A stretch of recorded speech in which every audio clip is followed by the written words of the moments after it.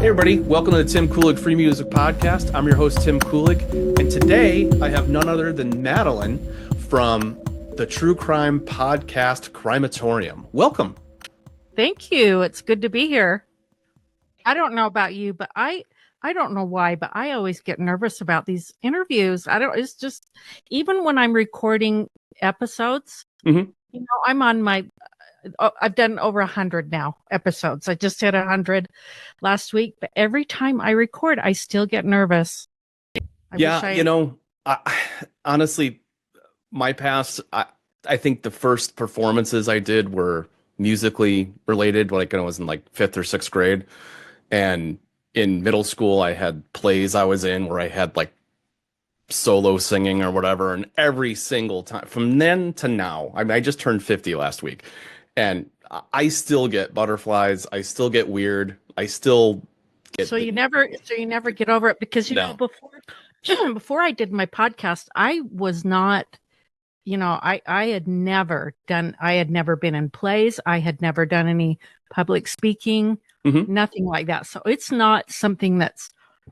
I mean, I don't even have a camera on my because I just don't like really being, out in the spotlight. It's enough for me to have my voice out there. I don't want everything else out there. I get it. There's plenty of podcasts that are camera free, and they do just fine. I prefer it that way. And in fact, I'm not even on.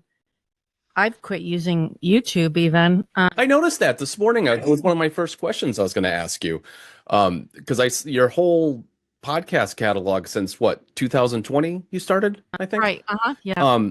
That was all on there, and I went to go look at it to reference exactly that. I was going to reference how many episodes you had, and I noticed that you had shifted over to Rumble. So right. You also have a Spotify, and I'm sure you publish to all the main streams, right? Yeah. I mean, podcasting was my first thing, and then around the end of 2020. Sorry, I'll try not to say because I edit a lot of court trials and stuff, and it's crazy how many people say but it's hard not to. Anyway, so I started YouTube at the end of 2020. Right. And it got a lot of views. It was really doing well at first. And then new channels come along and you kind of get buried in the true crime genre. Right. Which is apparently a big I mean, it's like the top 10. I went to Podfest this past weekend in Orlando, and true crime is just on fire. Everybody's doing it. Huge. Like, it's just huge. It really is. And you kind of get lost in the shuffle because there's a lot of celebrities and stuff now that are doing it. Okay. That can market, they can afford to market and everything. But anyway, back to YouTube. So Google, I'm sure you know this, they've just come out with that new policy where you have to verify your identity. Mm-hmm. Yeah. Right? Yeah, I ran into that. Yeah, I mean, I understand the want and the need to protect your identity and stuff, especially when you're dealing with subject matter exactly. It's a sensitive subject matter, and I understand that. You seem to handle it very tactfully. But what got you involved with that in the first place, and podcasting in general? Like what drew you to it in 2020? Well, I've always been interested in true crime, which really sounds strange to some people that aren't. But I think what really interests me in true crime is, well, first off, my mom used to read true crime books. Mm-hmm. Okay. She was an avid reader. Yeah. And so she would sit up in bed and read her little true crime books. And then me, the little, mischievous one, would go in there when she was, would go in there, when she was done with her book. Then I would read it. And I remember, I think the first one I ever read was The Boston Strangler. Oh boy. And I think I went in deep. Exactly. I go all the way. And I think I was about 11 years old, which is not good reading material for an 11-year-old, but that's definitely influential. Like, my goodness, your worldview must have been shattered. I've turned out pretty well adjusted regardless. But anyway, so really what attracts me to true crime is not the gory details. I really don't like all that. I don't like, I won't cover anything that's has to do with cannibalism or anything like that. I don't like the gory details. I really like the whole DNA, the investigation, the court trials. That's what I find. And then the human behavior part of it, you know, the human aspect of it. Do you have a background in law enforcement? Not at all. No? No, I was married to a police officer, but that's all. That's my, yes. That's the extent. Yeah. That's the extent. 2 degrees of separation or whatever. Exactly. Yeah. But anyway, in 2020, I had been, I've been listening to podcasts for about 10 years or so. And I started listening to this podcast. It was called Evidence of a Crime. And she's not doing it anymore, but I loved her podcast and I loved her accent. She was from England.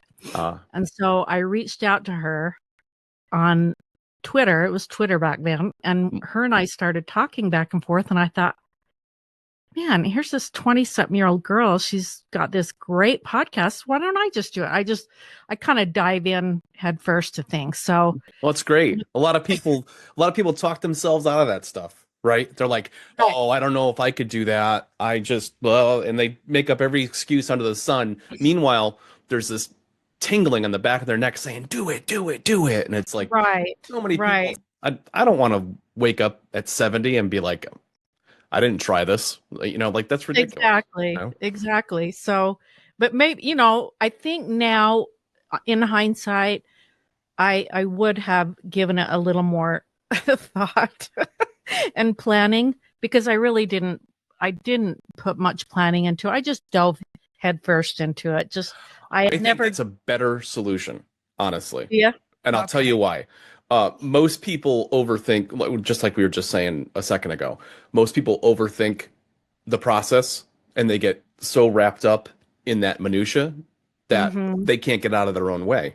And I think it's applaudable that you just dove in, because you fail forward, like just I'm doing the same thing this year.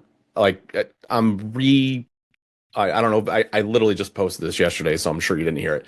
But I am reevaluating what my podcast is going to be. It's going to include elements like this, interviews with people like yourself. It's also going to include Creative Commons element and a social media navigation element, because I've found over the last couple of years that there's been a real challenge with creators like yourself trying to navigate how to use music on the different spaces online, because the rules are changing constantly, especially with all this AI stuff coming into the play. Exactly. It's a real problem, and I don't think anybody has a good resource to go to. And the last thing they're going to do is do anything that creates a problem for their brand or their channel. So they're just gonna not use something if an error comes up. And I want to be like, whoa. I will work through all that with you. I'll whitelist your channel. I'll do the, whatever, that kind of thing. But it's a weird space right now. There's a lot of things moving around. So it's constantly moving. You have to constantly keep yourself. But I have to say, your website has made it. I mean, it could not be any easier. Oh, I mean, it used to. Ryan and Michelle are going to be like cheering in the background. It's great. When I first found you, I think it was on filmmusic.io or something like that. Yeah. I first found you on there, and I thought, man, this is a treasure trove of music. But it's not.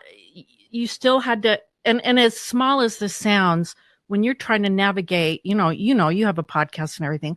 When you're trying to navigate everything solo, just the littlest conveniences can make a difference. So on your website, where I can like the other day I was searching on your website for tags. I think it was I was looking for like jazz music. Okay. Right. So it's so easy. There's tags. You just click on tags. You look for the tag you want, and then you can just clip it to your the attribution. Just clip it, and you have it right there. It's so handy. Oh, it's awesome. It's so awesome. If people only knew, if I'd have known, well, of course now that you have your own website, it makes a huge difference. Yeah. Yeah. Cause I have complete creative control over the graphic interface and everything, the user experience. I love it. I absolutely love it. Oh, that's great. I wasn't pushing to, I wasn't pushing for a self-promotion there, but you offered it, so I'll take it. Well, I wanted to put that in there, but anyway. So do you exclusively do this? Is this your full-time gig? It is. That's awesome. That is so awesome. It's great. I get to devote. I mean, I'm sitting here in my pajamas right now, if you want to know. This is why you didn't want to be on video this morning. You're like, I'm not getting ready. It is like 2 hours earlier here, to be fair. That's true. That's true. I'll give you that. But I am usually dressed by now. But I thought, well, I'm going to get all cozy and actually, yeah, I'm just kind of sitting up in bed. I've got my little laptop table here and everything. It's all nice and toasty, and it's 13 degrees outside right now. Yeah. It's not much better here in Florida, believe it or not. Really? I happen to be in the horizontal parallel that's Tampa and Orlando. And this morning, I think it's going on for the next 2 or 3 days, but there's a weather front coming through the Panhandle that the Panhandle is actually getting snow. Is it really? Wow. Yeah. I think parts of Georgia are expected to get like half a foot of snow. There's just this weird southerly. Yeah, there is something happening. Right. I visited Tampa. Well, I went to St. Pete's Beach. It's probably, it seems like it was only a couple of years ago, but it was probably 7 years ago. Okay. And then 2 years, I loved it. I absolutely loved the atmosphere. We danced on the beach, bars on the beach. It just felt like a party there, just a continuous party. It was so fun. And I fell in love with the weather. I fell in love with the people, the whole state. And so I decided I was going to move to Florida. Oh, yeah. After that. Yeah. And then at the very, well, it's a whole convoluted story. I won't get into it, but at the very last minute, it fell through. And I was pretty devastated, but, and then about 2 years ago, I went to St. Augustine and loved it. Absolutely loved it. I thought it was so beautiful. Yeah, a very artistic city. Right. It's supposed to be like the oldest city in the United States, isn't it? I think I heard. Yeah. Yeah. Yeah. I've got a good friend that lives there, so I had a place to stay. Nice. And it was great. He got to show me around, he knew all the inside scoop. He grew up there. Yeah. And so it was great. I loved it. I really would love to go back. I went there during the whole COVID thing. So during the entire flight, I had to wear a mask and it was miserable, but the flight part of it. Well, I've been here 11 years now. I don't know if I've told you this before, but I'm originally from Connecticut, and it was 11 years too short. I probably should have moved here sooner than that, because 300 days a year plus of sunny skies. Oh man, you don't know. I'm sure you do know how, because like I said, right now it's 13 degrees here. Yeah. A little not balmy by any definition. No. I mean, I am not going to be going outside in this today. Yeah. I don't like being cold. So that's the only, probably the biggest drawback to living in Utah is yeah. But I was born and raised here. It's my home, so I love it. Yeah. It's Connecticut. I felt like was a little too constraining. It was one of those places that we didn't have a major athletic team. You had to go to Boston or New York City for that, and the art culture was a real pain in the neck to build. in that state. It was a, what do they call that?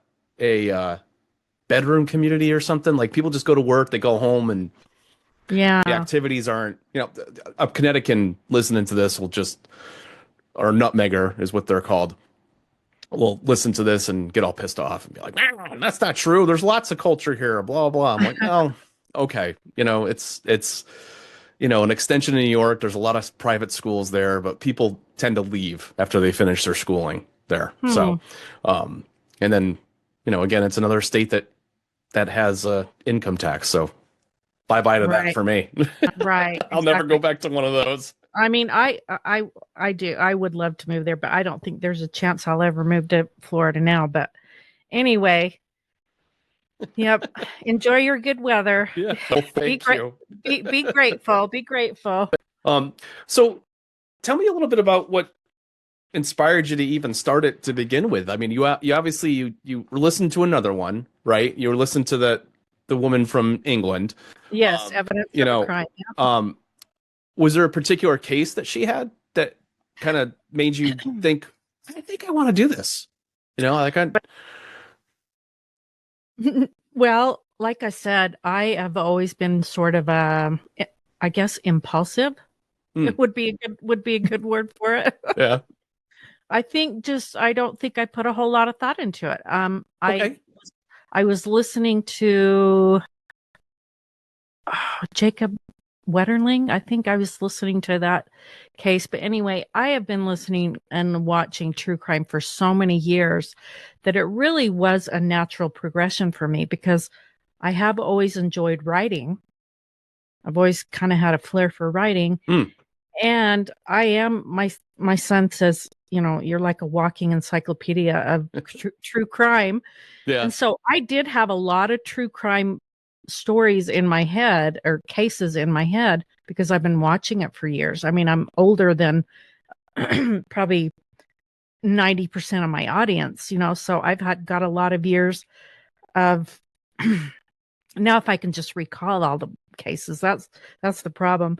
But so anyway, it was sort of a natural progression for me to do that. So, and I'm really glad I did. It's been really gratifying, and I've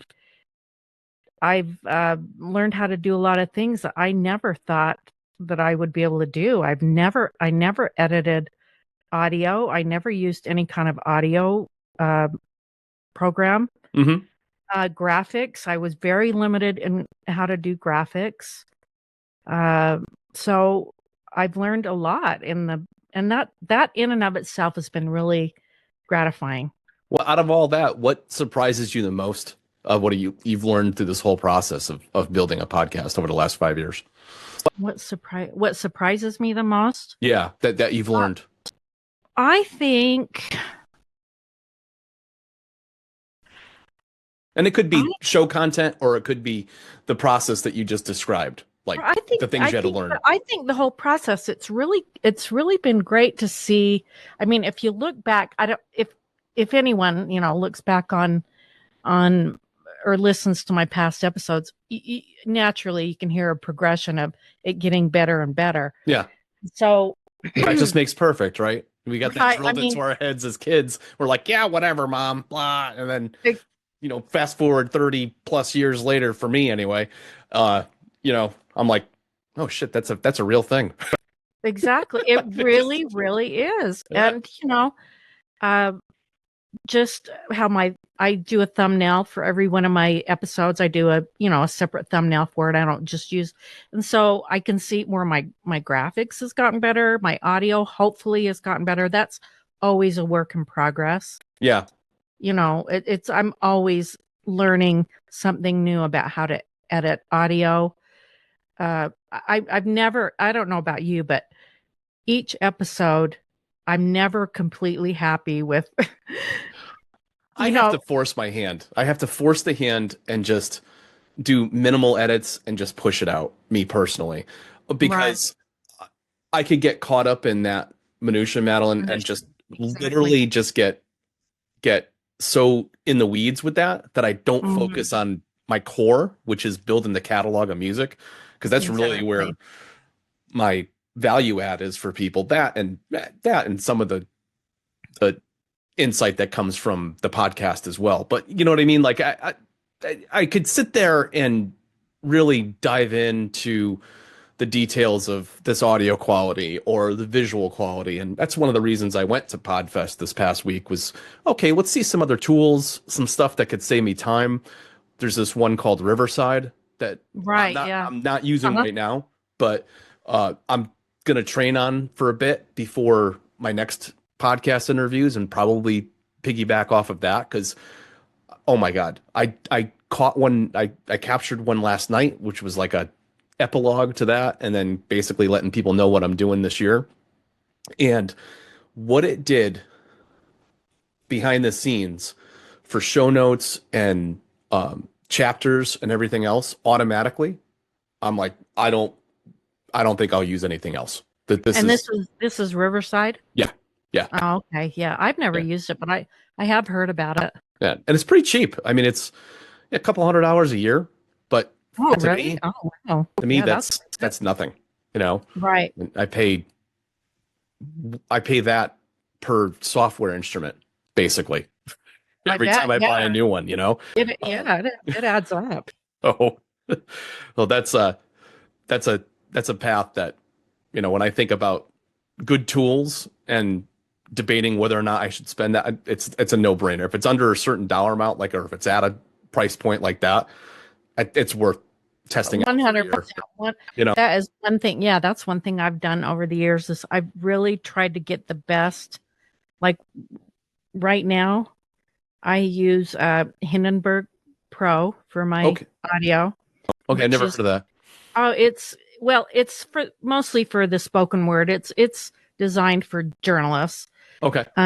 It really wouldn't be for a musician, but it is so great at just structuring your audio. You can just move things around. It's, you know, it's like putting together a masterpiece. And then I also use, and then I have the whole Adobe suite. So I have, you know, so I have access to all of that.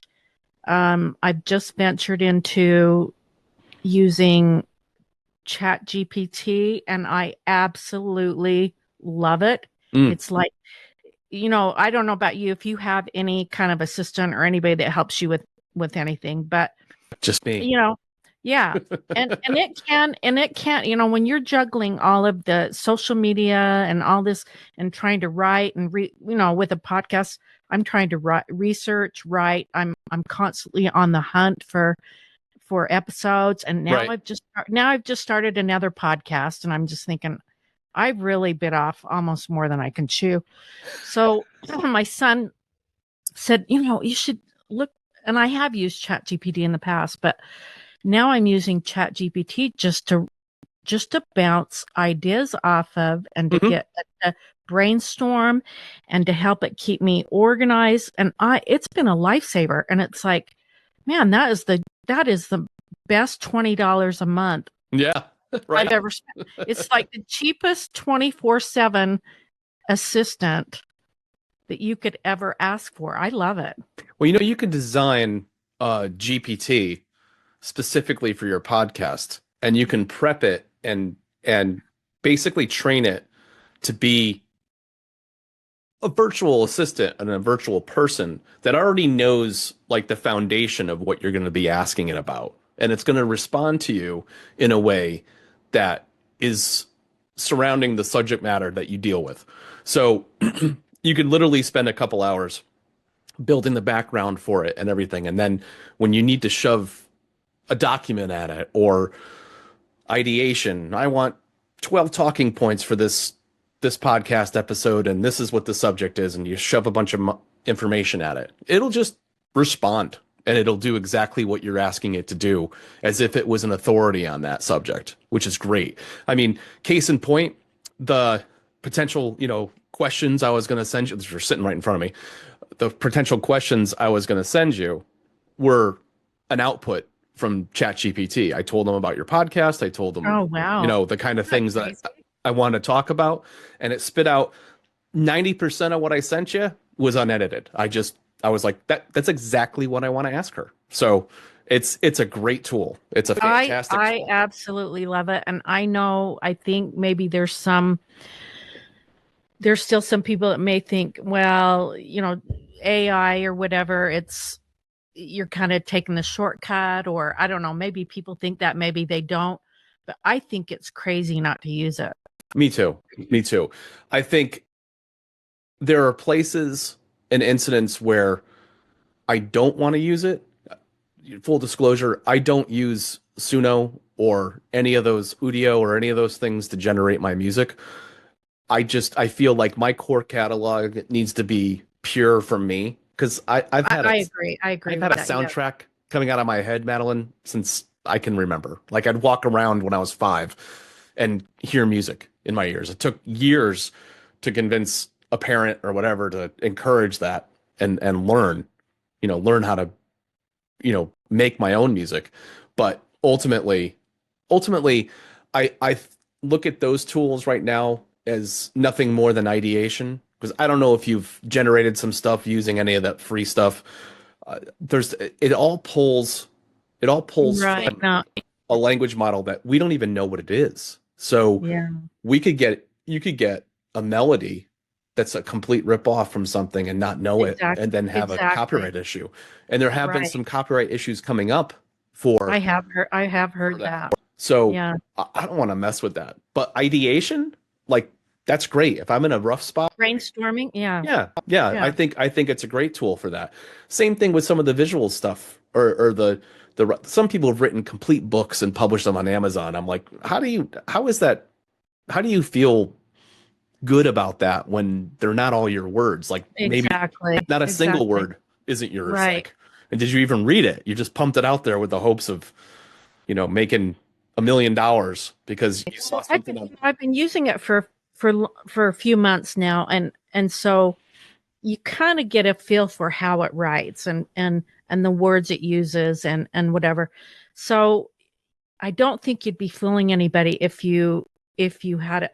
Like I do have it help me with research, Mhm. and it'll write an outline of a script for me, but there has to be a lot of human input to get it Yeah, to spit out, because I have a certain way that I like my scripts to be, and Chat GPT is just not. It can get close to how I mhm. like it, but I have to, if I want it to help me do a script or whatever, I really have to finesse it every single bit of the way. That's where a GPT, like a specialized GPT that you design, might be able to get you closer and save you some Right. time. You can literally take 20 or 30 of your show scripts, shove it into Chat GPT, and it'll get a feel for how you write. And then the the throughput and the back, what it spits back to you with future questions using that GPT may be more helpful. So that could save you some time. So Yeah. I would look into that in the Well, future. I'm going You to know, have to. I know that I have to sort of reprogram uh, Chat GPT the way I use it now, because once again, I just dove in and started using it. hmm And now my memory is always full and stuff. So I have to kind of, I think I have to remove the memory and kind of reprogram it in there Yeah. so that, so it has everything in there that I want, and it's catered just for my needs. But also, back to you saying that you don't use any kind of AI for your music generation. I think if you start doing that, then it's going to kind of squash your creativity, isn't it? I think ultimately, so I'll answer that by coming back to a habit that I've started to do last year. And it was partially because I wasn't sure how to just ideate on my own sometimes. Like I just, I'm not feeling motivated. Well, nothing about creating has to do with feeling, like nothing. Not exercising, making music, doing a true crime podcast, anything. It's really just putting in the reps, right? Like you Yeah. just have to show up most of the Hmm. time for it to work. And I found that some of the mornings that I literally didn't want to do anything, I had no energy. I sit down at this thing, I'm literally like, coffee. I'm like, all right, let's pull up a patch and just mess around. I don't even know what I want to make this morning. Some of the best songs I've ever written, I've been in like halfway between, you know, sleepy land and consciousness, like just because there's no filter. There's no filter. So I'll hear something, I'll hear a little melody trickle in, and I'm like, oh, that sounds kind of cool. Well, what if I did this and blah blah, and then all of a sudden you're doing things you normally wouldn't do because you're not self-editing. You're just kind of going with the flow. Right, right, Um, yeah. so I try to do that Mondays and Fridays where I ideate up to 5 ideas. Sometimes it's 3 or 2, sometimes it's 10, but ultimately I try to hit that mark because like that mark I picked up because I was thinking, all right, if I do 10 things a week, that's 500 ideas a year. Even if I only like work through half or a third of those, I'm still building a catalog at lightning speed. So uh, it's just simple personal hacks to keep yourself productive. Right, yeah. Um, but what do you, I mean, you've been doing this for 5 years. It pays your bills. It does all the Four things. 4 years. Yeah. Well, I wouldn't go that far. Well, what do you think it sets you apart from other true crime podcasts? Like what Oh about what boy. you do? Well, I don't know. We all like to think we have aspects about ourselves that set us apart, but I'm not going to kid myself and say that anything I do is much different than anybody else. But um, like I said, I am a little older than most audience. Most of my audience. So I think in that aspect, I think that sets me apart because I have a different perspective, I think, Hmm. than a lot of younger people that do it. Um, what else sets me apart? I mean, the true crime genre, like we talked about earlier, is so saturated Hmm. that is one thing I do constantly try to come up with is what can I do that will set me apart. So lately I have been kind of switching things around a little bit on how on the cases I cover. I've been covering a lot of court trials because I find court trials fascinating. Hmm. So I've been doing a lot of those, just trying to kind of experiment with what uh, I can do that will set me apart. So in answer to your question, what sets me apart? Like I said, I think we all like to think that we're different than the others. Well, you definitely experiment with format a little bit. I mean, there's one shots stories. You have Right. Right. Yes. multi-episodic series that Yeah. go on for several Yeah. episodes and all things in between. So Right. I think that I imagine just thinking about it, that keeps things fresh, right? Like, It hey, does. And I do think that can because also I take inspiration from podcasts that I listen to. I love Case File. mm-hmm, But the thing about Case File, he's done it the same way for I think I've been listening to him for at least 8 years. okay, I mean, it's a really it's one of the top, excuse me, it's one of the top true crime podcasts out there, and he's got the same music, the mm-hmm. same the same type of music.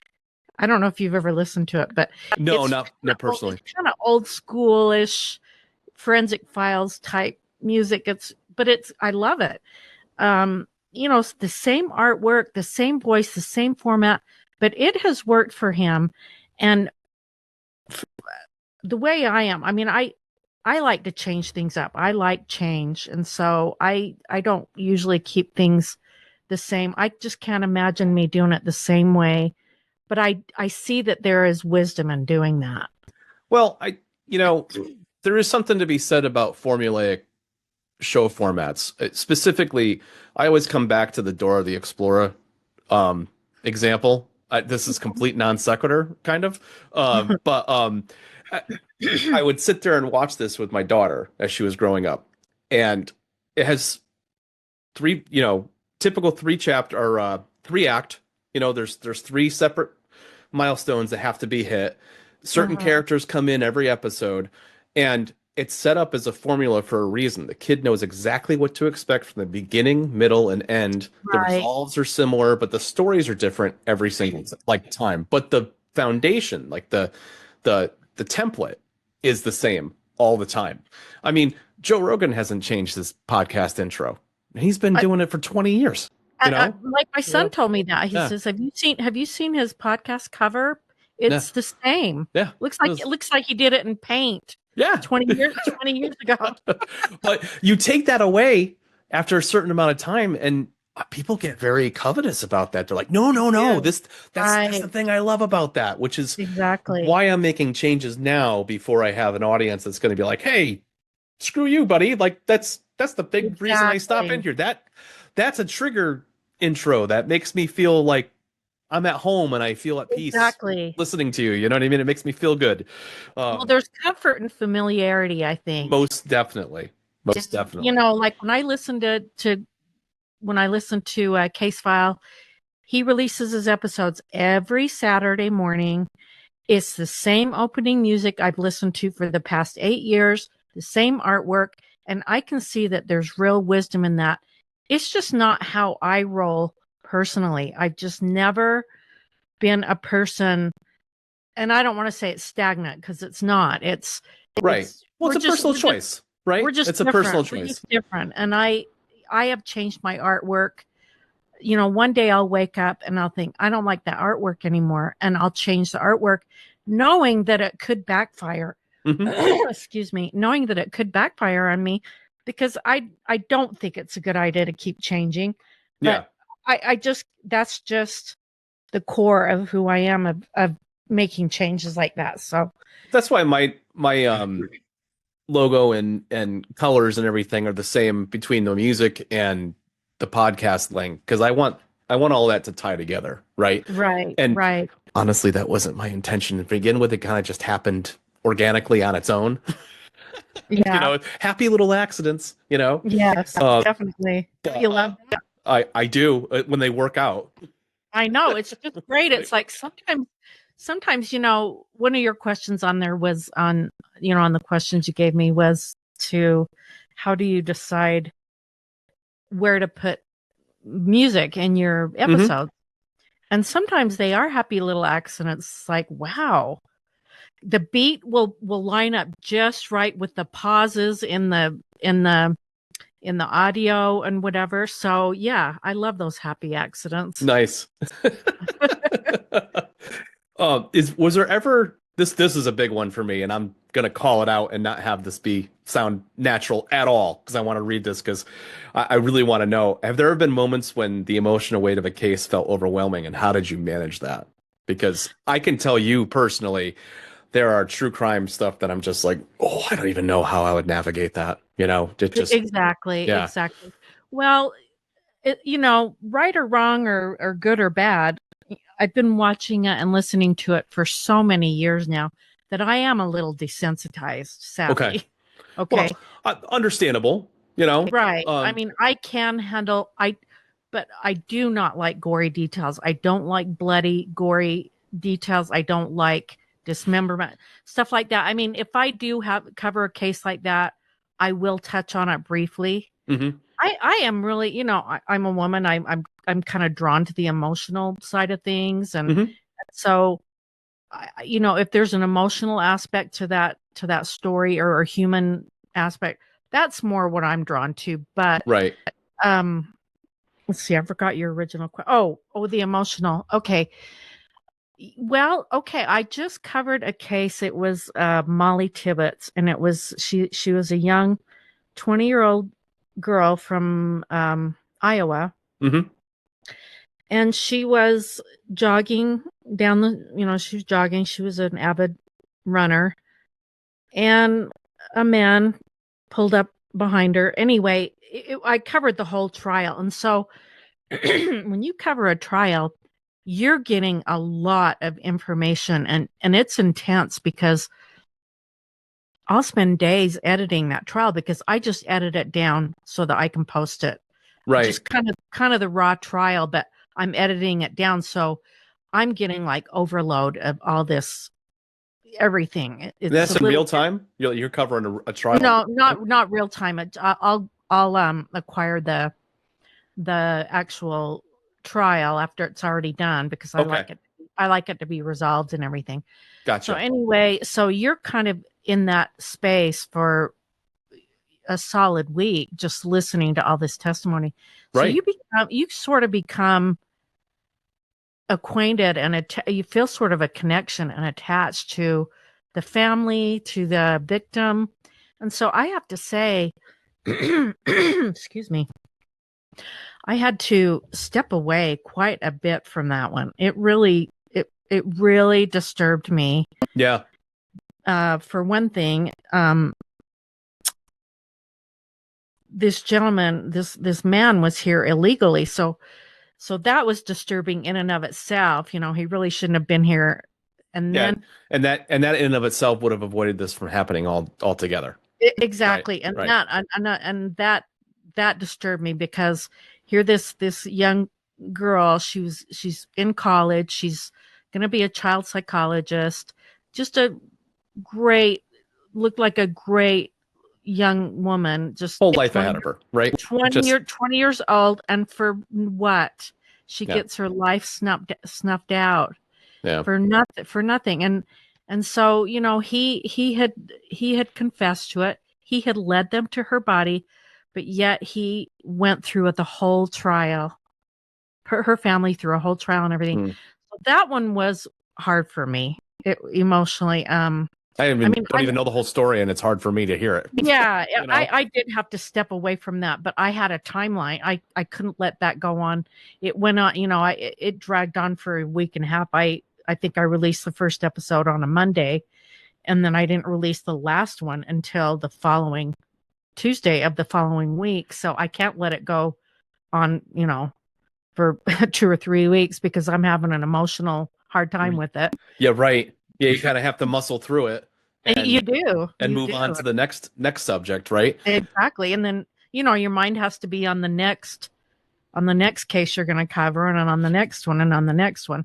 I mean, I'm not one of those that has 5 or 6 cases waiting for me. Yeah. I'm constantly on researching and searching for the next case. Yeah, and I imagine this is horrible to have to say out loud. I imagine there's no shortage of cases such as this. Not Major, at all. But that- my thing is that, and maybe it's because I have been watching and listening to true crime for so many years, that most of what I hear and listen to, I'm already familiar with it. So okay. when I listen to a case that I haven't heard before, it's like, wow, I haven't heard this one before. So what I try to do is I do try to find lesser known cases, ones that haven't been covered a lot. So if it's been covered a lot, chances are I'm not going to cover it. Yeah, because it's like doing a documentary on Star Wars or Lucasfilm, Exactly. right? Like how many Exactly. people have done that? That's why me and my best friend Tom Seymour, when we do a documentary, it's usually something obscure and it's something that somebody hasn't covered before. Like Exactly. we dealt with the films of North American Pictures, which were primarily a bunch of martial arts action films that were mostly direct to video in like the late 80s, early to mid 90s. And that was our American Expendables uh, uh, documentary that we did recently. And we just found out 2 days ago that it won an award for San Francisco's Another Hole in the Head competition, which is a very big deal. It's part of a much bigger San Francisco movie festival, and Wow. a huge That's shot in the arm for that. awesome. So yeah, I didn't know that you did documentaries. I love documentaries. yeah, we actually did a series. That's now the first movie is moving on 10 to 12 years old, but it's called. You can look it up on. I think it's on Tubi and a couple other free streaming sites as well as Amazon Prime. But they're called VHS Massacre, and it talks about cult films and the decline of physical media. And we go through Oh my word. this whole arc on how, because I was a video store rat when I was in my teenage years and through my mid to late 20s.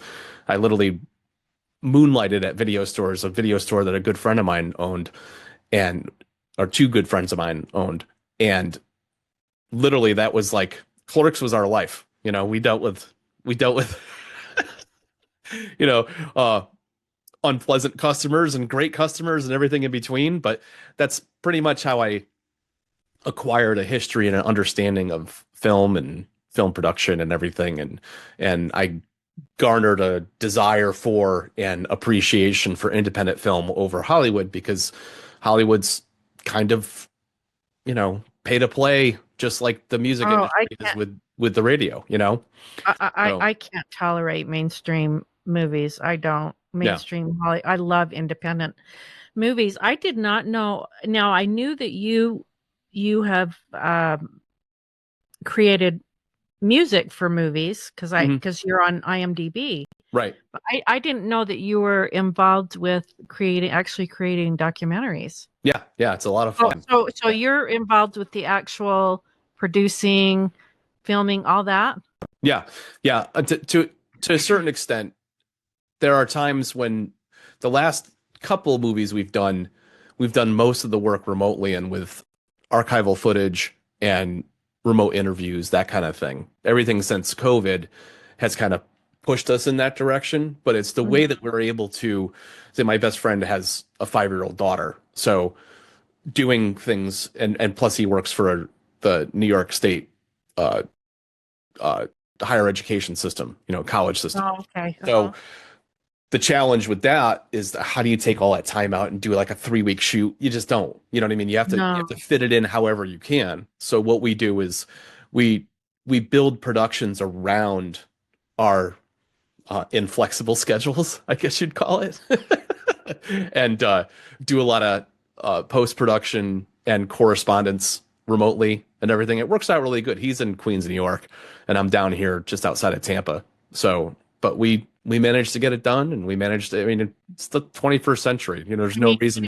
what a day and age we live in, huh? That Yeah, it's amazing. you can do all that kind of stuff. But well, that is really interesting. So are you are you always trying to find subjects for documentaries or From time to time, when we're not in the midst of something, yeah, we'll actually have kind of spitballing sessions where we're talking about things that we've watched. Like we won't go back and do, like I said, something mainstream that doesn't seem to resonate with us. It's usually something obscure and something that hasn't gotten garnered enough attention and should, because it's it's something that was lost. Like that whole late 80s to mid 90s martial arts film genre didn't really get a right? reboot until the Yeah. Matrix series came out.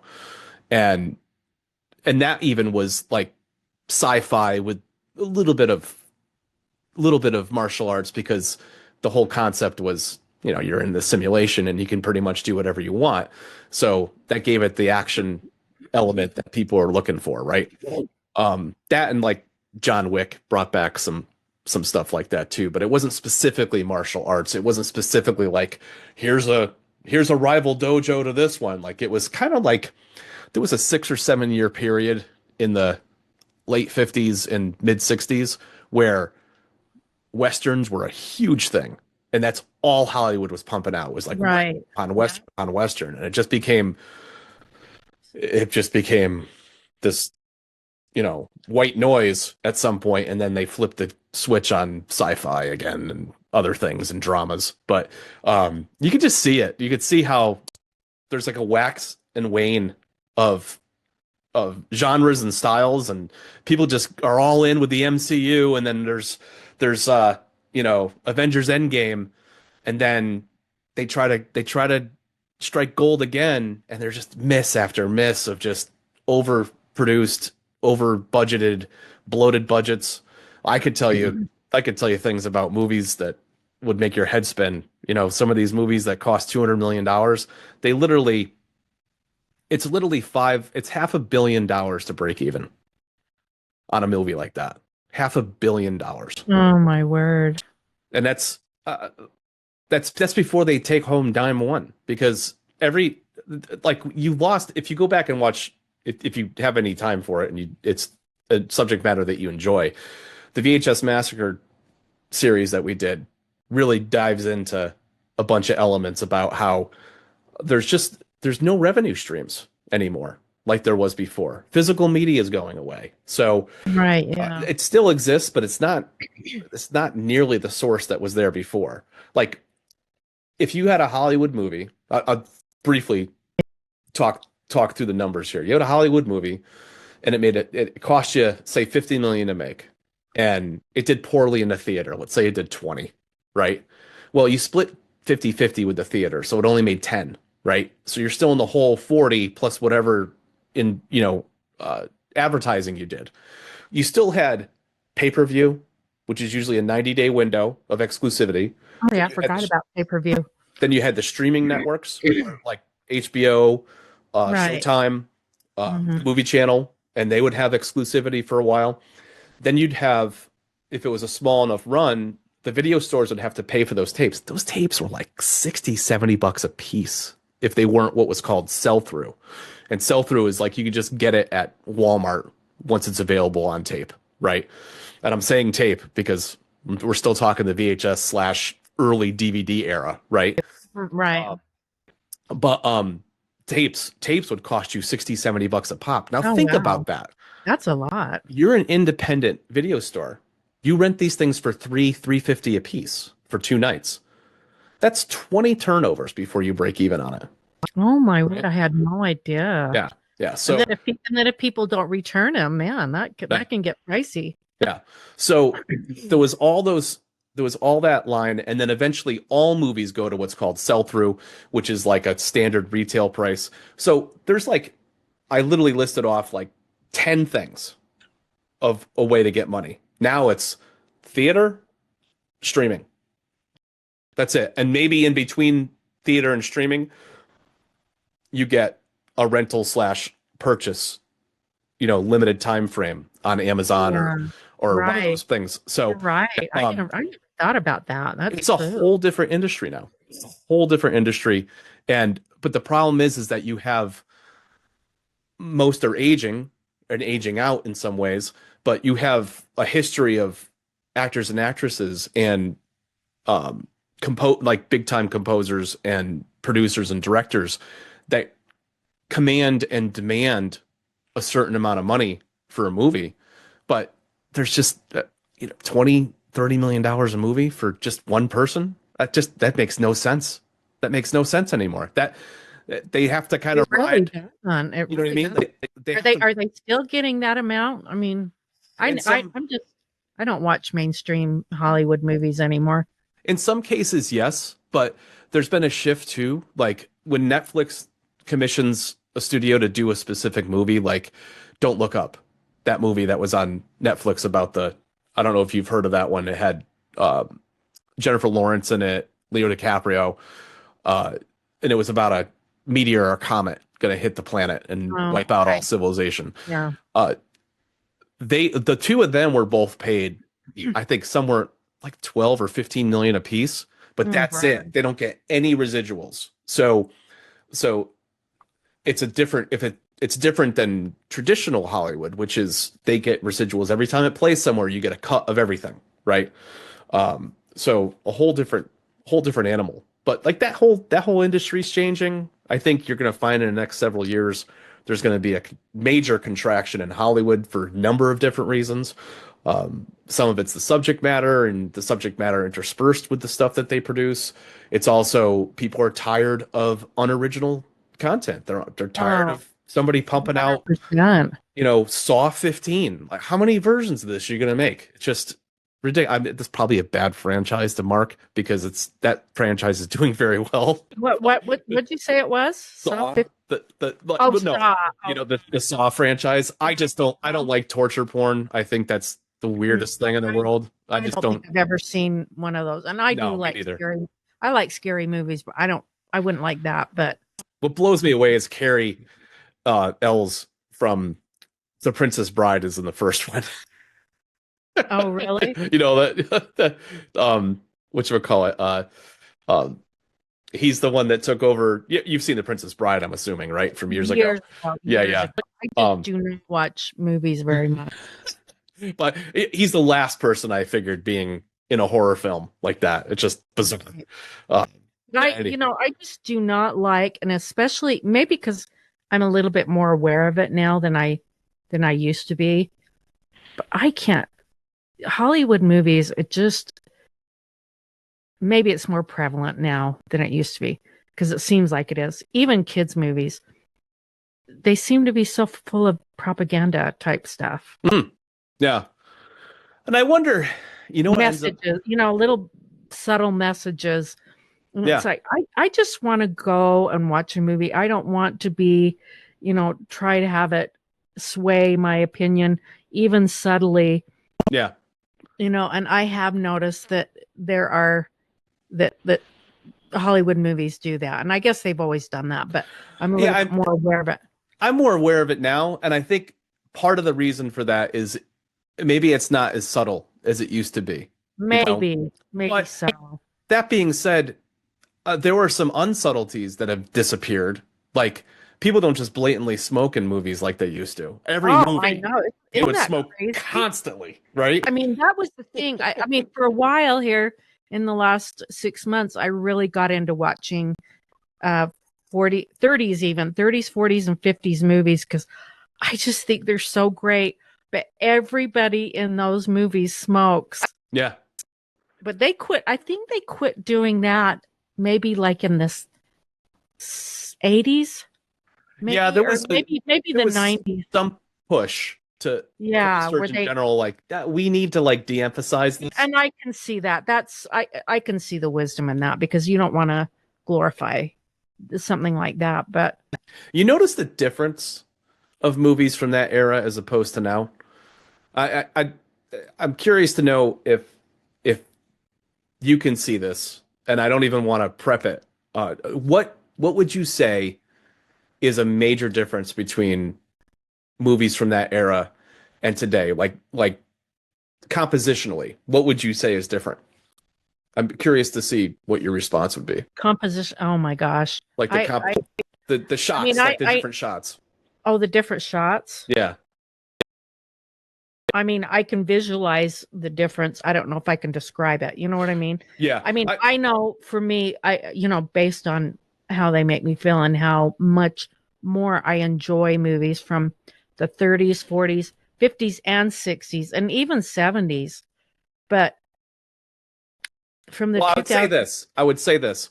Go back and watch it and pretend you're going to a play. And then tell me how you feel about it, because the older movies still had that compositional element. They looked at scenes as if you were doing a stage play still, because movies were still they were still evolving into that medium for a while. And you see a lot more establishing shots and action shots and movement shots today in today's films than you did back in like the 40s and 50s. In the 40s and 50s, you'd have a straight shot, maybe with a couple side angles and everything of conversations, but in essence, you'd be looking dead on to a scene, right? Okay, yeah. You would have other establishing shots and whatnot too, but I just to go back and look at like a movie like South by Southwest with like their big scene was like the plane dive bombing that guy on the road, right? And but most of the movie was situational in rooms and offices with like straight on shots. You're right. Now I understand what you mean. It seemed more like an art piece or something. You know what I mean? Yeah. I always found that very curious because at some point between like the 60s and 70s and there was other movies interspersed, but like there was a general shift away from that kind of composition to something more fluid and moving from one place to another. And you saw those transitional shots that helped establish. And then there was they overdid it. Like so many new auteurs, directors would spend 20 minutes of an hour and 20-minute movie with car scenes that were just filler to make it, an 80-minute movie. Oh, that's true. Yeah, go look at it. amateur movie, you're going to see a lot of establishing shots of people driving around and going like just unnecessary, just okay, Right. we're in a car again for no reason. you know, just I crazy stuff. do so much prefer independent anything. Yeah. I mean, not something that's overly polished. Something that's maybe a little rough. Not saying that the 50s and 60s movies were, but that just goes to even podcasts. I like ones that are, that I know it's an independent, um, podcaster. Yeah. Yeah. If it's too refined and there's too much production in it, Right. it feels forced to me. It does. It This does. this kind of banter where we don't have all the answers right off the top of our head, Well, but we know how to communicate. it's a little more genuine, and I think that's what we all kind of want these days as a genuine. We're all kind of disconnected these days to a certain extent because we're able to connect like this. Right. But is this a genuine connection? Yes, to a certain extent, but it doesn't take the place of connecting in real life. Right. And so when you can get anything that's genuine out of a podcast episode or whatever, I think we gravitate towards that. For sure. For sure. And I think we've evolved as a people to accept this alternative medium because, quite frankly, people just don't have it in their budgets to fly to Utah and do a personal, thing like this, or anywhere for that matter, and do all that when we can connect in a way that feels authentic like this, and we can have an open discussion and just casually discuss whatever subject matter you're talking about, whether it's true crime, whether it's free music for your content, or movies, or anything in between. It's amazing that we have the capability for as little as it costs. Anybody that complains about the cost of production right now, I take my phone out and show it to them. I go, this is 4K. All right. Exactly. This is 4K. I have an iPhone 13 Pro Max. I could film an entire movie on this and submit it to film festivals, and it would be in the resolution. It would be in a better resolution than it's bunch insane. of their films. Really, I choose to spend money on, I have the whole Adobe suite, and I have, I think my Hindenburg Pro, it was probably $200.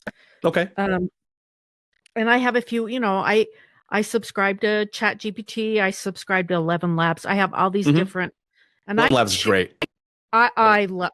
Yeah. Oh my gosh, it is fantastic. I do use that, but I choose to do that. But really, you could do a podcast for free, or very close to it. I mean, with all the programs out there, you could grab Audacity.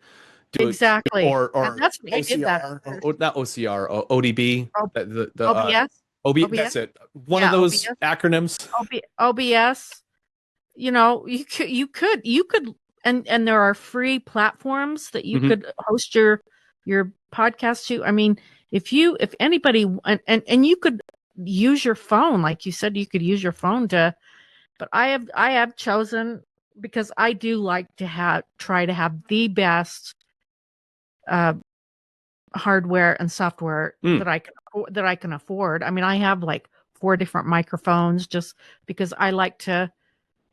I mean, I am a little bit, I think, of a perfectionist when it comes to the quality of my episodes, even though it might not show. But you're audio only, so you're going to focus. You're going to focus Exactly. on all the tools that do that, right? Absolutely. And like the other night, even when I was doing videos, and I had never done videos either. I just use Filmora for my videos, and I've really liked it. But I like let's see, Monday I released a new episode, and it was only a 22-minute episode, but it took me 6 hours to edit that. I mean, a little 22, but like you said, I get caught up in the little minutia. If I see a little click in there, I hate those things. Yeah. the little ticks and clicks. And I swear, even after I've edited, new ones appear. I'm going to be at the mercy of my audience as it grows going forward because I just don't have the time to go back, especially if I do a long interview and I end up using most of it. And, so it's like an hour, hour and a half. I did one with a fellow composer that used to be on that other website with me, John Bartman, and he's based out of South Africa. And we went on for like 2 hours and it ended up being like a very casual us chatting to each other half the time, not even caring about the audience, and then him playing some music interspersed and talking about origins and everything. It was fantastic. In fact, John, if you listen to this episode, we got to get together again soon because that was a lot of fun. We did it back in June of last year. And okay. Managed again, another example. I can't fly to South Africa to do a in-person interview. Right. But the thing of it is this genre, this format of interviewing and speaking back and forth, you don't really need to worry about editing it too much. I mean, that's what makes this acceptable, because to have a few mistakes, I mean, I've been clearing my throat and whatever, and I don't know if you're going to edit that stuff out, but no. In a true crime podcast. You're coughing on my podcast. I know, it's like my throat this morning. Anyway. I just joined you. But in a more of a produced, I mean, it has to be somewhat produced if you're going to do a podcast episode. Yeah. Some people don't, though. Some people don't really edit a whole lot and everything. I could not. For one thing, I make too many bloopers. I mean, I mess up words constantly on my podcast because, like we said before, I'm never not nervous before I go to record an episode. I am always nervous about it. I don't, I wish I could, have a few glasses of wine before I do it, but then I'll be slurring my words. That wouldn't be good either. but it does get like, me personally, this has gotten easier over time. And I think part of it is in the back of my head, I'm always thinking about the value add and the value proposition that my whole business conveys, which is free music. Like what I'm offering people is something they need anyway. And it's, I've never had anybody be in a negative reaction to the idea of being able to use it with attribution. You are offering for me personally, music is a big part of my episodes. I can't even imagine not having some music in there. And I know some people don't choose not to have music in their podcast. And to me, it's just, it would, if I didn't have music, it would be like having a cake without frosting. Yeah. You just got to have it. It just completes, because each episode for me is like my little masterpiece. And I want it to be perfectly, and I know it's not perfectly composed because I'm not a musician. But I try to compose it as perfectly as I know how to do. And music just adds so much to it. Plus, it's a security for me. I mean, I don't have a perfect voice. I make little errors. I think we have a certain way of pronouncing things here in Utah. And I'm hoping that the music will help smooth that over a little bit. So you are offering an incredibly valuable service to us creators. I hope you know that. Well, I'm glad it's I know it's well received from you. This is, what is it? I can't think of the the cultural standard thing to say in this case. Like I'm talking to what? I'm talking to the I forget the saying, but there's a saying that's like, I've got a fan that's one of my bigger fans. Of course I'm going to hear that from you. And I graciously and humbly appreciate that completely. Well, and another thing I wanted to let you know too is you have such a wide variety of music and I don't like to be I don't like to be hold myself to just one genre of music, for lack of a better word. I can't think of the word I want to say, but so I'll go through your catalog, and I don't say I'm only gonna, search for dark and mysterious, which is what I mostly use. Right. But sometimes I'll listen to some of your tunes and think, okay, I'm going to change things up a little bit and use that genre just to be a little different, I bet you've used some of the cyberpunk stuff before. I'm just guessing. You clearly use some of the jazz, which is like the last thing I would have thought. I love your jazz on there. I really, well, on some of my more lighthearted episodes, like some of my bonus episodes, last week I put one out. It was about this woman in, I think she's in Florida actually. Okay. And I get a lot of good cases from Florida. I don't know what it is about Florida, but anyway, this crazy from the heat. I don't know what it is, but there's a lot of crazy crimes in Florida. But this woman, she called 911 400 times. Just I don't know why she did it, but it was all unfounded. They would take her to the hospital. She didn't need anyway.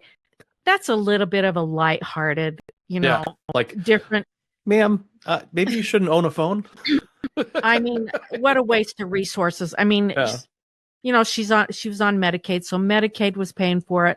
But anyway, so for cases like that, I have a certain intro that I use that I had a guy record for me and then I'll put one of your more lighthearted tunes to it, like a jazz tune or whatever. So I guess my point is that because your catalog's so sizable, that it gives me a lot to choose from. And when I'm listening to your different music, it inspires, creativity and going beyond, any boundaries that I might have.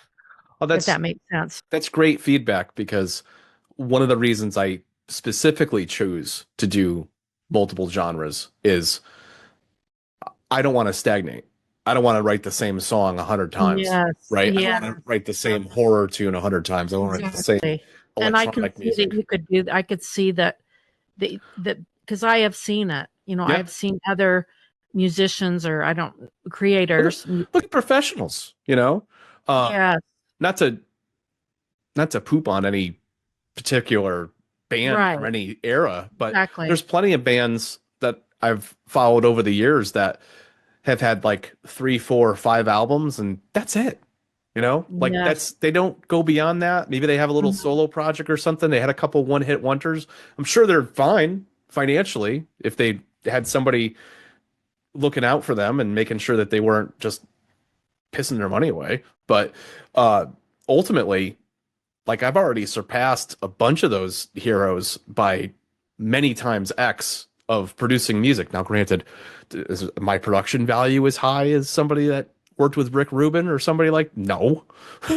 But they certainly resonate with people, and I'm not writing for radio. I'm writing for content creators and movies and TV, and I'm not interested in fitting some standard model of music, which I honestly wouldn't be opposed to exploring, traditional mainstream music styles as something to explore, but not as a foundation for everything that I do, because I know there's formulas for music. There's some of the best and most famous songs in the world have 4 chords, and they're the same 4 chords across all of those songs. And there's something about those 4 chords that resonates with everybody. And it's the reason those songs are successful. That, and the fact that they're paid to play, so that you're just shoved down your throat. So, I guess this is the next big thing. It's only the next big thing because they're making it the next big thing. They were doing that in the 50s with the king of rock and roll out of Memphis. They were all engineered. I mean, the whatchamacallit, not the Beatles, the Monkeys. Stones? The Yeah, the Monkeys, monkeys. the Yeah, I remember TV the monkeys. that was a completely fat. They never played together before that show. You know what? They were Yeah, pretty decent though. yeah, but that was an engineered It band. wasn't engineered. Yes, it Yeah, was. yeah, Yes, and that's happened tons of times. And Sync, Boys to yes, Men, all that. Those are all engineered groups, and exactly. so it's interesting. Like you have to battle that, but nobody's paying like your true crime podcast doesn't have the budget or doesn't want to pay royalties to a band like that to have their music on your thing. Like No, that's not, and there's plenty of people out there that aren't in the capacity to do that. I'm not saying your podcast needs to be taking in $10 million a year to be legitimate. It's just it's not. There's scale, right? Everything has a certain scale. no. I mean, I don't. I can tell you right now, I pay way more per month than I bring in per month for my podcast. Yeah. So And what platform do you distribute on, if you don't mind me asking? Who's my hosting platform? Yeah. I use Red Circle. Okay. I don't And think I've. who are you? I use Podbean. I've used Podbean before, and that's Yeah. another mistake I made early on. Is I would platform shop, Mhm. and I think, oh man, that sounds like some good benefits for that. So then I'd switch over to that, and then so over the years, with all the switching around I did lose some listeners in the meantime. But speaking of your podcast, I was looking for it this morning and I couldn't find it. What's You it can go to called? my website, the Tim Kulig Free Music Podcast. Now, I know that I use Overcast to listen to my podcast. And, Okay. I don't know if it publishes to there. Well, it gets its feed from Apple. So as long Okay. So that's what perplexes me as to why I cannot find it on because I've looked for it before and I wanted to let you know, hey, I can't find your podcast. Well, that's good to know. I'll look into it because it should be on there. You don't have to submit to that one separately, but you could, right, because for whatever reason I'm putting in the Tim Kulig and it's not coming up. But like I said, Overcast gets its feed from Apple. So as long as, and of course you're distributed to Apple. Right. For whatever reason, I've looked for it before and I can't find it. And also, I don't know if you want this sort of feedback, but on your website, there's been at least 3 or 4 songs that I've tried to play that won't play. Okay. If you just let me know which ones you're having trouble with in the future. And yeah, I will. I can point to, I can either go back in and resubmit it to my site because I have a whole administrative panel built on the back end, and there might have just been some glitch on the uploading process. So that's really good to know. Right. I won't know unless I'm told.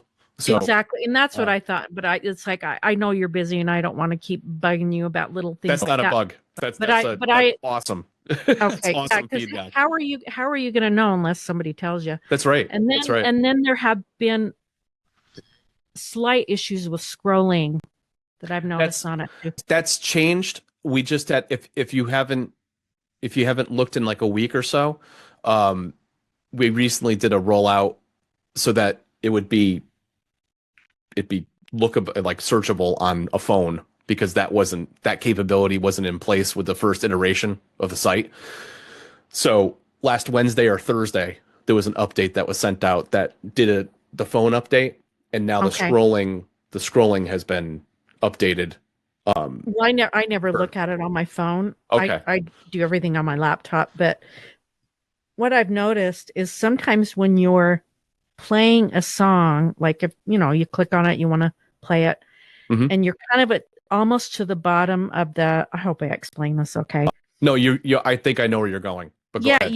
you can't scroll past, because the part where it's playing your song is kind of in the way of you being able to scroll further down.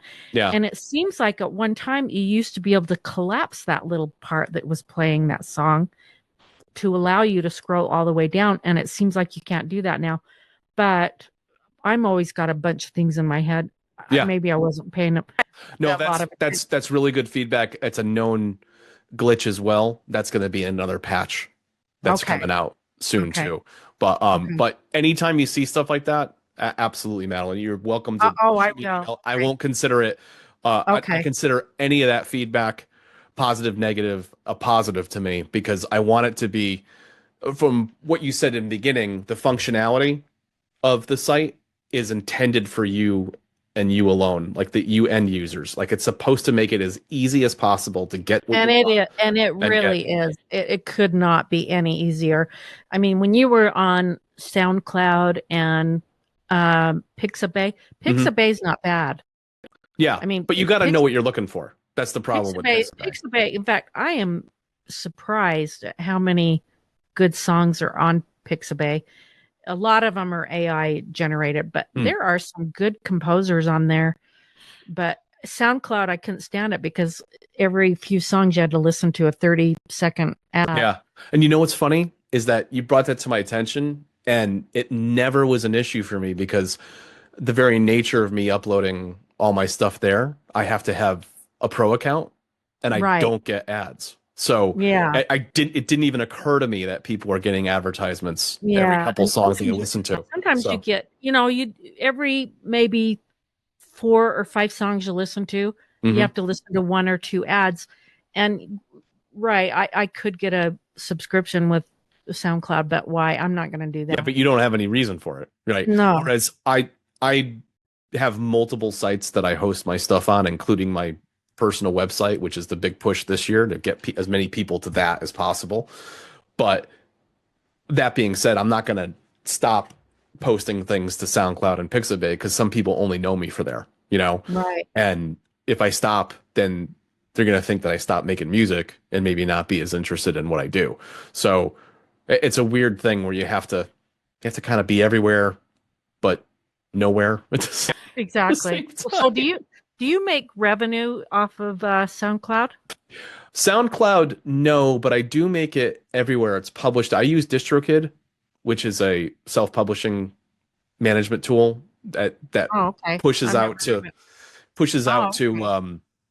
Spotify, Apple Music, all the social media platforms. Like if you went into to Instagram and made a reel and looked for a sound and you go into the search bar and you type in my name and the name of song, it'll come up Mhm. and you can just drop it into a Oh, reel, okay. that kind of thing. Oh, So oh, you okay. can do that with YouTube Shorts as well.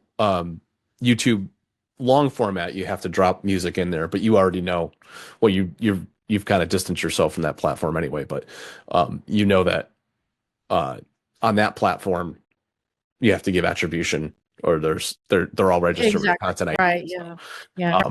but that was to protect you guys because I had other royalty-free composer friends that were just getting lambasted with claims from somebody else claiming, submitting a bunch of their tunes and registering a bunch of their tracks. And unraveling that after somebody else tries to do it is a nightmare, an absolute nightmare. Because you got to show like basically a chain of custody, show people that yeah, I wrote this. Like, why am I fighting over something that is mine? Yeah. So Definitely. unfortunately, well, you've clearly told me what drew you to my stuff, the original foundation, that site that you went to Well, initially. I Uh, found you on film. And in fact, I was looking through some old episodes of mine and I noticed that I had used one of your songs, oh, probably 3 years ago. And didn't wasn't really that familiar with you back then. I think yeah. I was trying to think of how I became familiar and started really following you. Must have been when I found you on film. Yeah, because I found you on filmmusic.io and found you and downloaded a bunch of your songs off of Okay. there. And then you moved off of there, Yeah. right? Well, Because now it's just Sasha Ende on there, right? yeah, he made a choice last January, February to make it his own place. He kind of waxed and waned between being a boutique site that celebrated a group of people and not wanting to play administrator. I think he ran into a bunch of problems in the back end with people with content ID claims as that system was Right. Yeah. and he had a different philosophy when it came to royalty free and Creative Commons music and how you can present that than I think most of the users on that platform. So he just opted to ask everybody to kind of see you later, and this is just going to be my music, and well, he that's doesn't. that. That I was looking at his stuff the other day, and he's got some good songs too. Yeah, but he doesn't require any kind of attribution. Yeah, he opted to go. There's a Creative Commons attribution that 4.0 or something like that. Yeah. Well, 4.0 for me, I use 4.0, but it's with attribution. So it's the evolution of 3.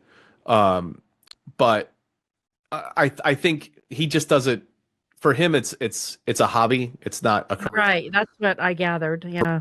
So I think he's less interested in the minutia of that and trying to gain revenue from it. Whereas a lot of the people on that platform that were there as guest artists, in essence, were really trying to push their brand and their collections as a viable source for things and for potential sync licensing and everything else. Not unlike myself, but the challenge is that you've got 2 different philosophies, right? So ultimately that created a severance that was bound to happen. So, but I wish him the best. That's, I mean, in my limited, knowledge of music composition and whatever, he seems talented to me. Some of his songs are really good, and I like to donate. I like to support whoever I'm using. I want to feel good about using people's material, and so just be mindful.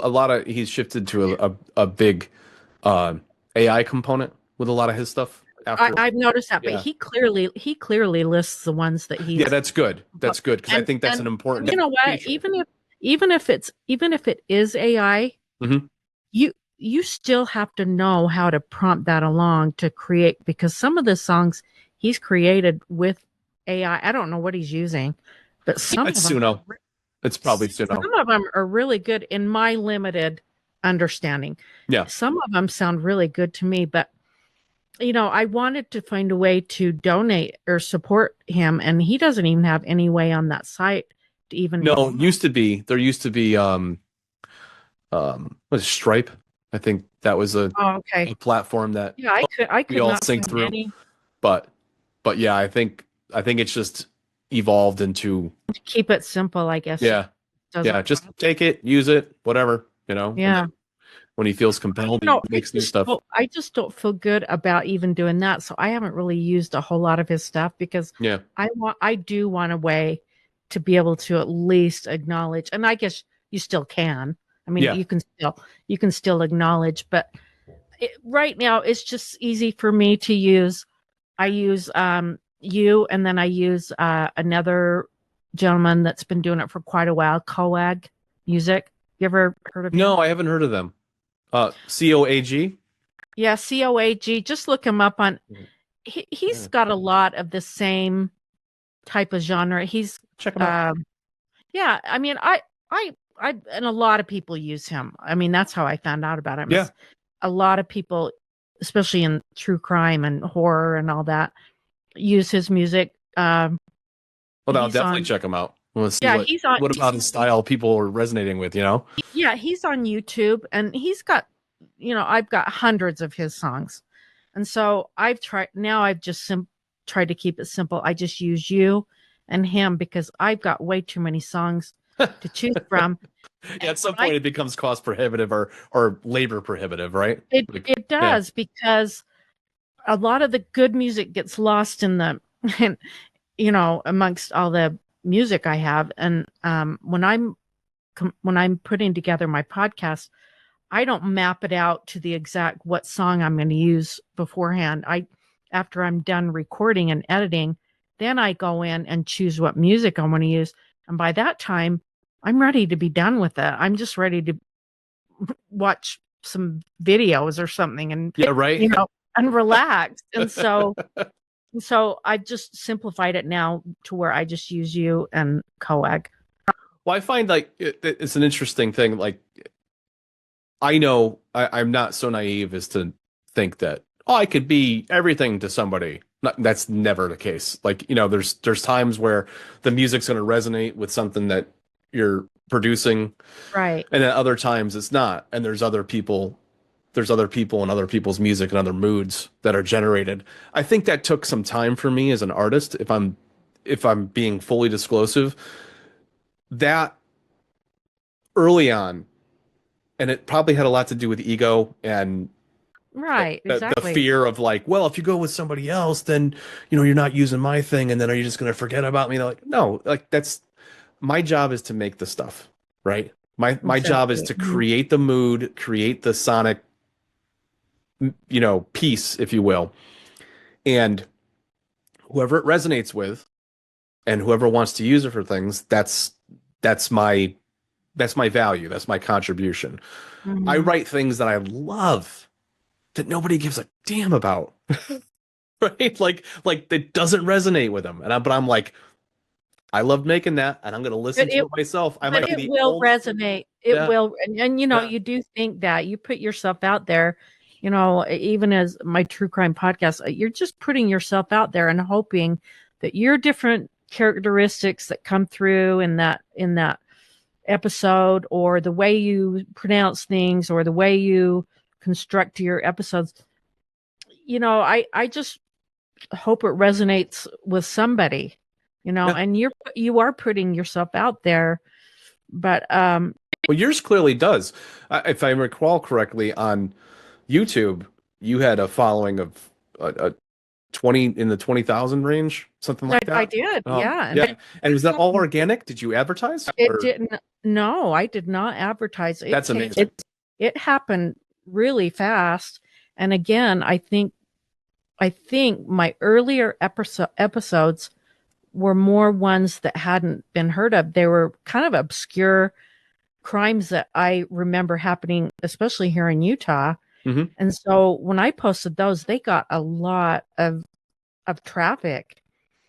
And then again, I made some mistakes. I've taken some breaks throughout the 4 years. I haven't been as consistent as I should have been. Hmm. And so my and if you drop out of sight for any period of Yeah, people time, just move on, right? people I, are people are just going to move on. That's I right. think I think at Podfest they said um, anybody that's an avid podcast listener has 5 to 7 podcasts they listen to consistently. That's it. So Yeah, you either have to be consistent and resonate with them, or they're going to move exactly. on to something else.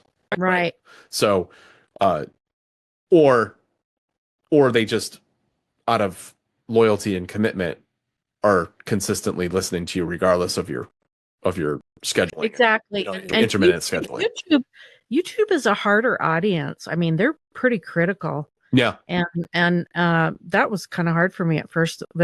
Some of the mean comments I was getting, I wasn't prepared for that.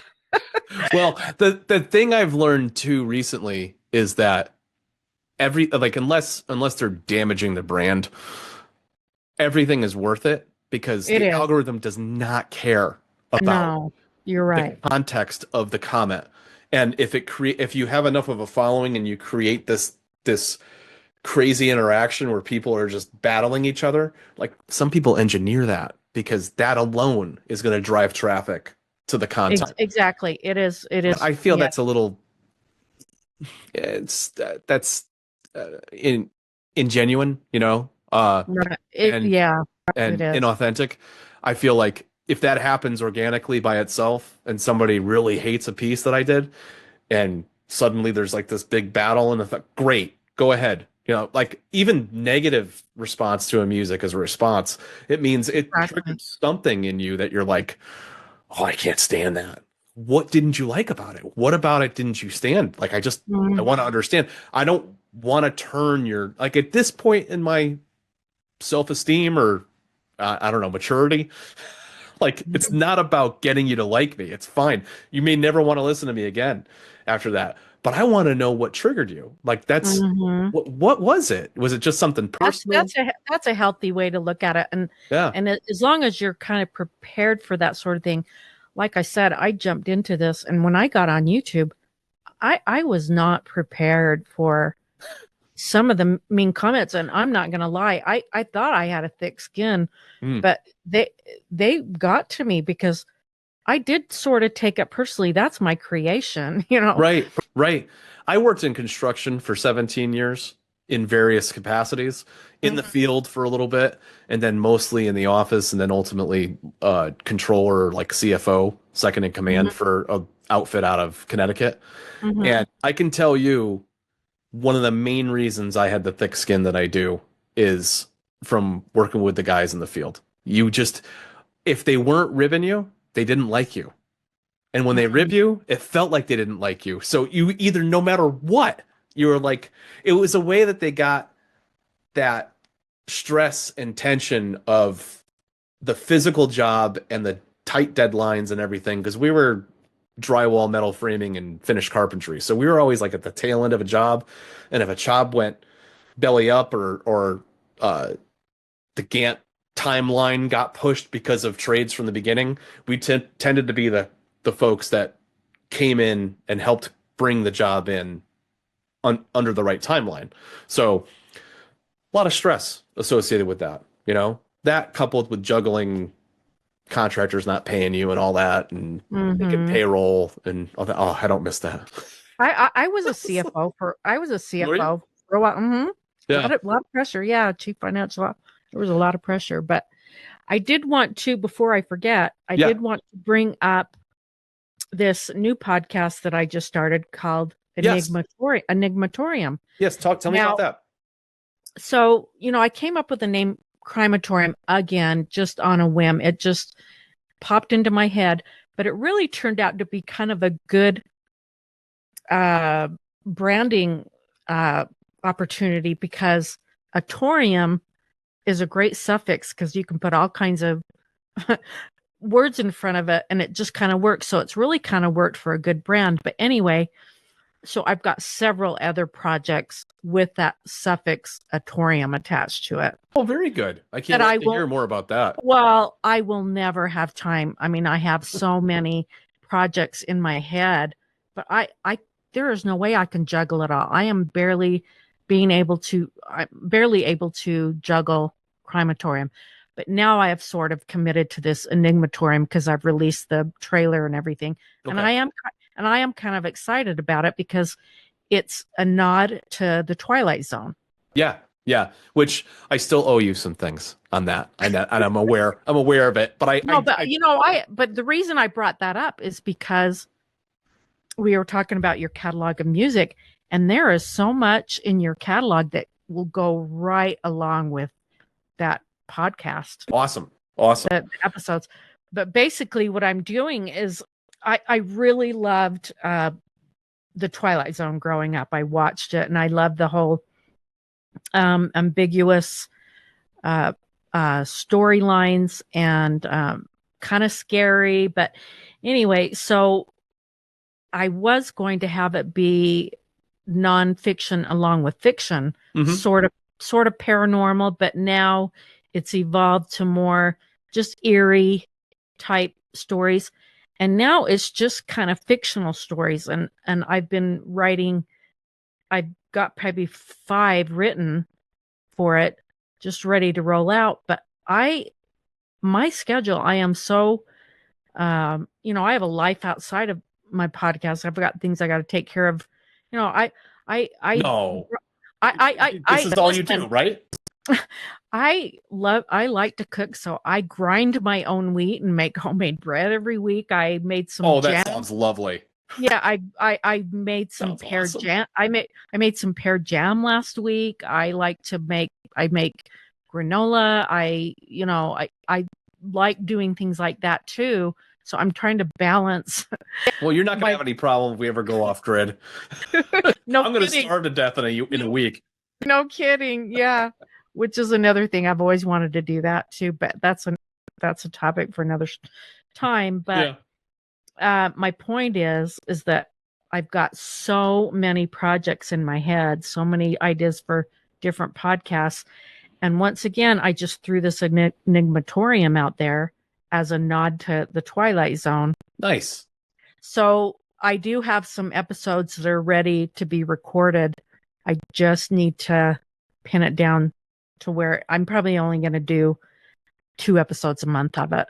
Oh, that's cool though. I mean, that's still, to me, that's still pretty consistent. You get two very unique sci-fi. Right. Sci-fi eerie. Yeah. A nod to, the Twilight Zone. The gatekeeper is named Serling Gate. Mm-hmm. Named after Rod Serling. Serling. Yeah. Serling. Yeah.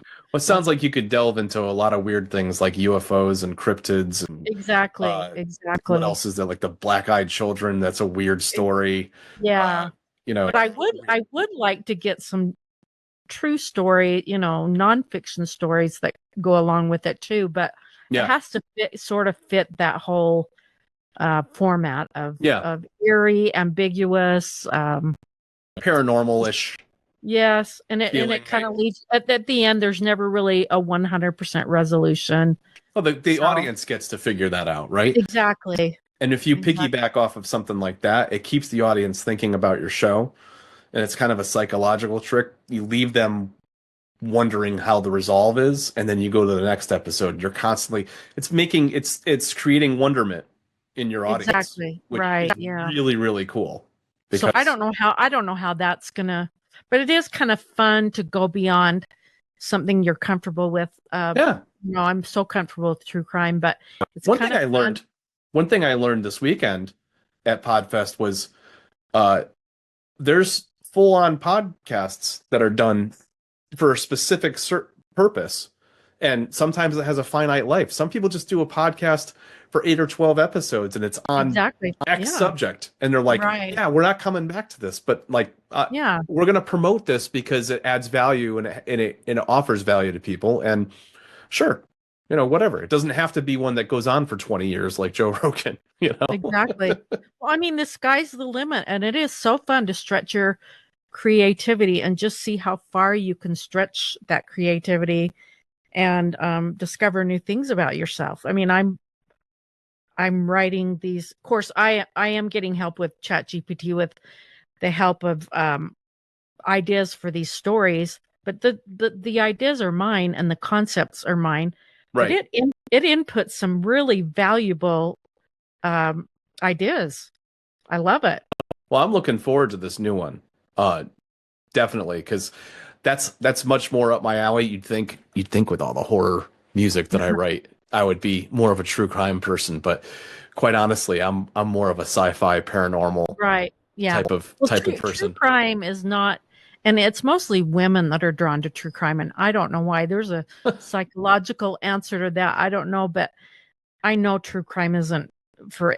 I mean, most people in my life are not drawn to true crime. Yeah, we're a special breed, I guess, but most people like the paranormal type stuff.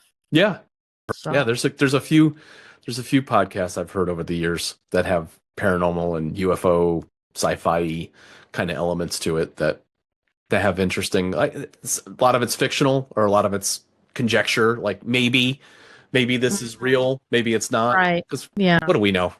We have this finite time frame on this billions years timeline. Who the heck knows? Who the heck knows what our purpose is? Why are we here? No idea. It's all it's when you think about it, it's all a mystery, isn't it? Our life and everything is just there's more questions than answers. But you know what isn't the current moment? Like the current moment, and that's where a lot of us don't spend a lot of time.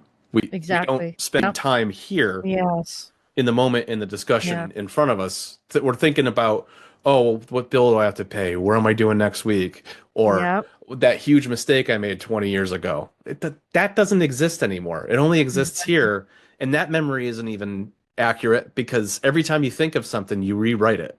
So by the time I've had communicate with people from 20 years ago and I have a completely misremembered history of some things with them. I'm like, you're exactly right. That didn't happen. I've been thinking about that for years and it's not even what, okay. I should probably leave that behind me and just think of myself as the here and now and work on that going forward. Right. So, but it takes, funny you should say that because I've always lived in the moment. I very rarely have planned out to beyond a week in my life. I've always conducted my life that way, which is why I, on a whim, usually start things. I started my podcast on a whim, but there is a balance there. You do have to somewhat plan ahead, and I have learned to do that now. I'm planning ahead a little bit more on my podcast or whatever, but living in the moment really is something there is value to that because really that's all we have. Mm-hmm. We don't know what tomorrow and yesterday's gone. So right. Well, that's a great note to end on if of any. So why don't you remind me, Madeline, the current podcast name and the new podcast coming out for my audience's benefit? Okay, well, my current podcast is called Crimeatorium. I just added the true crime onto it for SEO purposes. Mm-hmm. I went years just Crimeatorium, but now it's Crimeatorium, True Crime. And Crimeatorium is kind of a play on, I like a play on words. It's kind of a play on crematorium and crime. So if you remember it that way. Yes, it's sinister. I'm such a sinister person. I'm like the least sinister person you will ever meet. You're the most pleasant true crime person I've ever discussed. Exactly. I mean, if you were to see me, I'm not at all like this dark type person at all, but I do have this dark side of being fascinated with true crime. So Crimeatorium, True Crime, you can find it on any, your favorite platforms. And then Enigma, you just spell it Enigmatorium. Mm-hmm. And that should be distributed to all platforms as well. I just put out the trailer for it a few weeks ago. And in fact, I used 11 Labs for the voice for that. Ooh. And it turned out so good. I was so pleased with that. I love it. I love 11 Labs. Yeah. And it's cheap. It's like the lowest level is like $5. Yeah, I was just going to say $5 for like a month. 10 or 15,000 words. Well worth it. It's well worth it. Yeah, and you can train it on your own voice. You can train it on, I mean, I would stay away from celebrities. I mean, I did try. Just experimenting on it. I trained it on my own voice. Yeah. And when I heard my voice back, I thought, oh, please tell me that's not what my voice really sounds like. Because I do think that I have my son always tells me this, that, I was born and raised in Utah, and I think we do have a certain way of pronouncing some words here. Like, we have beautiful mountains here, but we don't pronounce the T. We say mountains. Okay. Or, it's a mild difference, but it's not as direct as say Creole or something like that. Like, right. I don't see a huge drawl in it. Drawl. Whatever. Yeah. I think. Yeah. Midwestern drawl. I can catch that. My sister's been in Kansas for 30 years and just outside of Kansas City. And I can tell that accent. Yours, not so much. I could say you were Mid-Atlantic, potentially, maybe even like you got like almost a Connecticut accent. Connecticut's pretty benign. Yeah. Unless you're really close to Rhode Island and Boston, then you'll start getting like that paktika, like, right. You get close to New York, you're in Fairfield County, you get the Brooklyn accent or the the Long Island accent. But I don't know. I people said when I moved down to Florida we had a particular accent, but you never notice it on your like what? This is just how I talk. I don't know what you're talking about. Yeah, I wasn't really aware of it until I started hearing myself talk, and I really don't. I try to avoid listening to my own episodes because I'm way too critical. But anyway, Well, it was great having you on, Madeline. yes, thank you. I hope we can do this again real soon and do some I would updates love to. on the podcasts that are coming up, the new podcast coming up, and talk about that. And yeah, I look forward to also making sure that you're getting the tunes that you need. So Well, definitely, as long as you've given me an open door to contact you if I need absolutely. anything, because you have, I don't know, maybe you do realize, but to be able to turn to someone that composes music, and to ask them to compose a piece that is just your own, Hmm. just like, you did my intro, Right.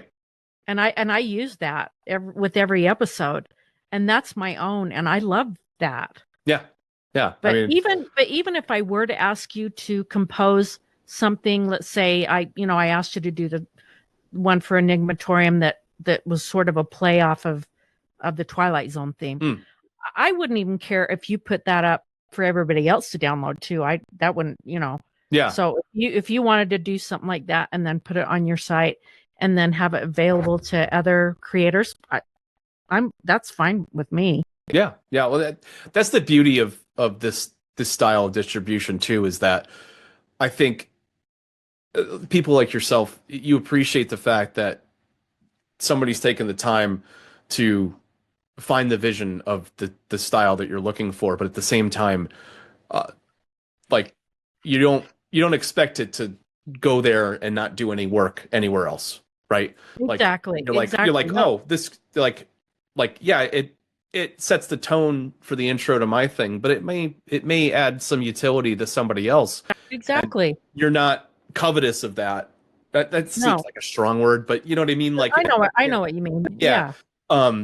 And I appreciate that as a Creative Commons composer and royalty-free composer, and I'm sure my audience appreciates it as well, because sometimes they'll hear something like, "Damn, that's a really good. I'd love to use that piece in something." My Mhm. D&D stuff is like that. I've got a a friend that does stuff that I'm actually interviewing next week that has like he runs like 6 or 7 D&D campaigns at once. I don't know how he does it, and they're different. Like they have different elements, different characters, D&D different. like Dungeons and Dragons Yeah, or what? Oh, those kind of RPG games, a lot of right. people do it Yeah. online now, Mhm. and they have platforms like Roll20 and D&D Beyond that have uh, like a digital format for them to be like, say, they put up like a map, and they still it's still theater of the mind in a lot of cases, like the Mhm. DM is explaining what's happening, and then there's a roll for initiative when there's a battle and all this stuff, and then people have to take their turn, but it's far more visual because you've got people live stream, you see their characters, a lot of times they dress Mhm. up, so it's kind of Oh, it's much interesting. more interactive, and and there's like a big resurgence for it. So, but Oh, I didn't know that being that. said, a lot of my action and cinematic stuff lends itself well to that, and I've been doing some intros for stuff like that. In fact, there's one campaign that has more of a spaghetti western feel to it. So that's one of the albums I've got in the pipeline right now that I need to make some more tunes for him coming up. So I've got a lot to do. I've put myself out there, Madeline. I don't know how, honestly. I don't, and I'm not just tooting your horn. I don't know how you do it. I don't know how it really, for those of us that don't do what you do, as far as being able to just dream up a song in your head and then compose it. I have no idea. To me, it's like people that can draw or paint, just create something. I'm in awe of it. Well, thank It you. really is admirable. It is a gift. Well, It really is a gift. it's like you're writing. I'd have to parallel and toot your horn back and say, like, writing a episode or a series of several episodes on one subject that's an art. That takes an understanding of storytelling and keeping it interesting. And clearly you've garnered and built a reputation and a following of people that basically helping you do this as the only thing that you have to do to support yourself. And that's fantastic. I mean, I still consult and do other things to generate income. But the ultimate goal with what I'm doing is that the royalties, the Patreons, and the affiliate marketing and anything else I can wrap around it is going to pay for it. And I never have to go back to corporate America again, because no, thank you. No. I mean, once you've done that, I mean, I'm sitting here in my pajamas. Yeah. Once you've done this, you really don't want to go back. Commuting and I don't know if you know anything about Florida and the Tampa Bay area, but my God, the amount of people and the influx of people coming in here. Oh, I bet. Oh, yeah, I can imagine. Has been crazy. Has it been a lot, like in the last few years, a lot of people coming in? Yeah, I mean, I moved down here in 2013, and the area I initially moved to was pretty much mostly farmland, and now there's like 30 to 35,000 houses on the books to be built in that area. And I look at these communities popping up with thousands of homes. I'm like, where the hell do these people work? There's exactly. And how far do you have to commute for it? And if you're online, like, I don't know. It's crazy. Well, I enjoyed this very much. I appreciate you. I appreciate your patronage and you resonating with my music. And I hope we can work together for many, many years going forward. Oh, I would love it. Anything that you want to collaborate with, or any, you do this documentary stuff or whatever, anything, I would love to be considered to be part of. That's awesome. I appreciate it.